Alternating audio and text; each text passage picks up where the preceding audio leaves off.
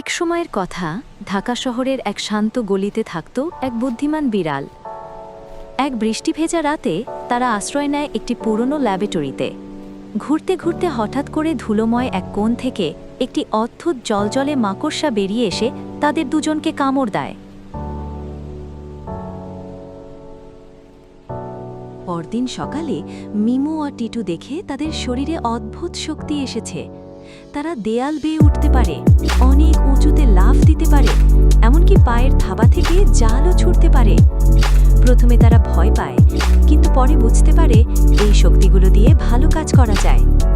তারা অন্য প্রাণীদের সাহায্য করতে শুরু করে, জালে আটকে পড়া পাখিদের মুক্ত করে, শুকিয়ে যাওয়া পুকুর থেকে মাছ উদ্ধার করে, এমনকি বাজার থেকে খাবার চুরি করতে আসা ইঁদুরদের দলকেও ঠেকিয়ে দেয়।